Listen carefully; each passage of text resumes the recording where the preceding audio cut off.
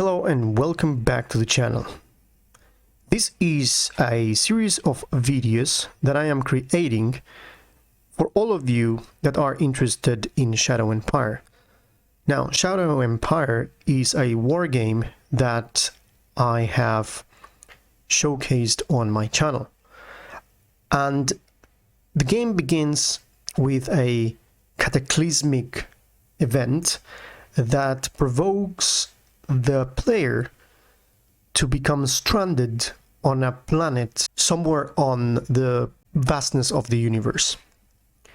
Now, all of these has a lore. In these videos, you're going to be introduced to that lore. If you have been following from the other chapters, we are now at the point of what is going to happen with the defeat of the Space League, which was called the Remnant Clans by the Teran Empire that formed after the victory.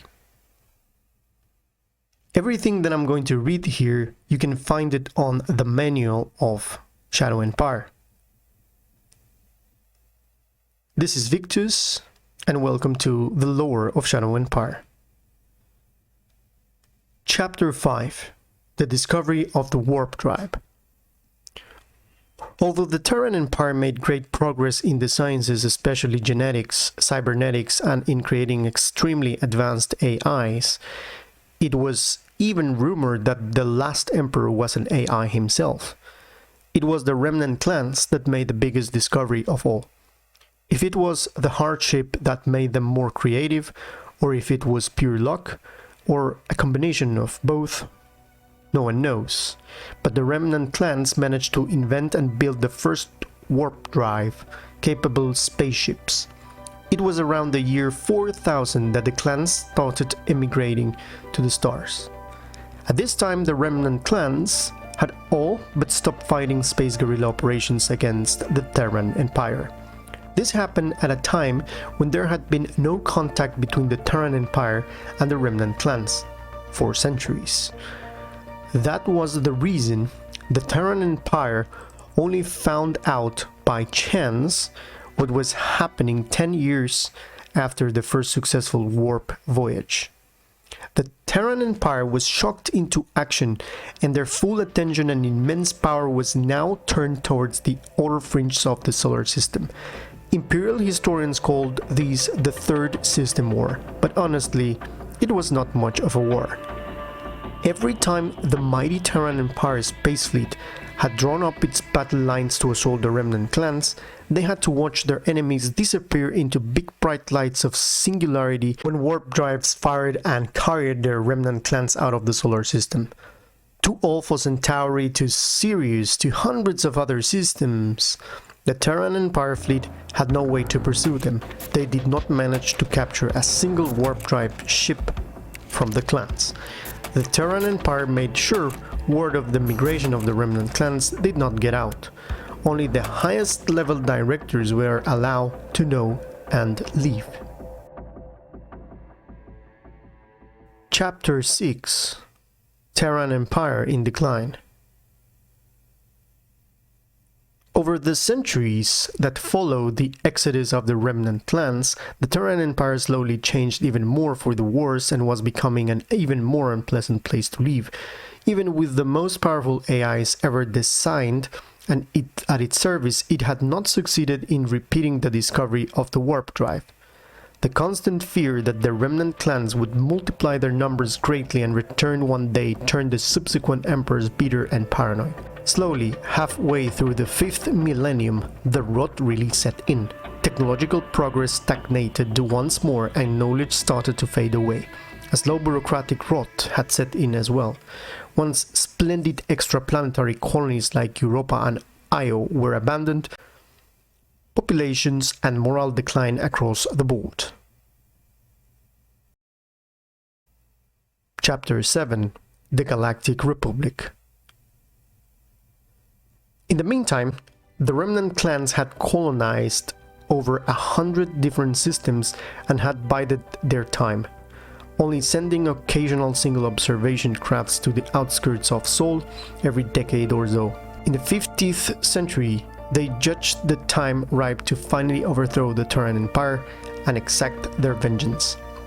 They returned in force. Their space armada must have been over 10 times the size of the Imperial fleet. The dispirited Imperials of the still existing Teran Empire fought unexpectedly stubbornly. The last battle was bitter, so bitter that most of the Earth and the solar system were completely destroyed.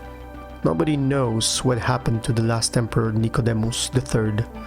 All evidence and record of what the Teran Empire had been up to before and during the battles was lost in the nuclear fire. The descendants of the Red Band clans went on to found the Galactic Republic in the year 5111.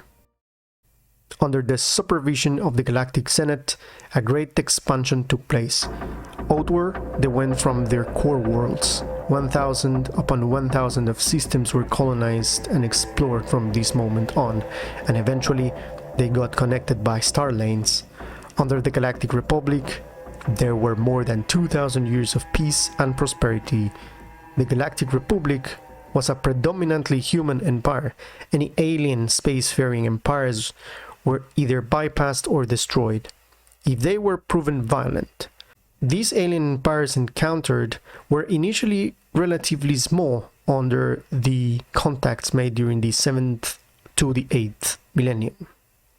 Some of the lesser developed alien races developed culturally during their occupation. Some of these species acquired full citizenship of the Galactic Republic. Some tried to fight guerrilla wars. Some gained independence and their own system. Chapter 8. The creation of the Shadow. While the Teran Empire was isolated for over 1,000 years, the successive emperors allocated increasing amounts of resources towards their research for eternal life. This led to the development of a nanocloud construct technology, systems of tiny machines that each held a quantum processing core. When constructed in large enough quantities, they allow for the downloading of a human conscience in them. However, this technology was extremely expensive and took centuries to complete. It was eventually Emperor Anubis, 600 years before Nicodemus III, who was the first to have his conscience copied into a so-called shadow cloud by a process called reversed animation. His shadow cloud was kept in stasis during his human life, as he belatedly realized his conscience had not actually been transferred but copied, and he was terrified to be confronted with a superior version of himself. Upon his death, he nonetheless transferred power to his shadow cloud instead of to one of his children. All emperors that followed Anubis were mere puppets of his shadow cloud.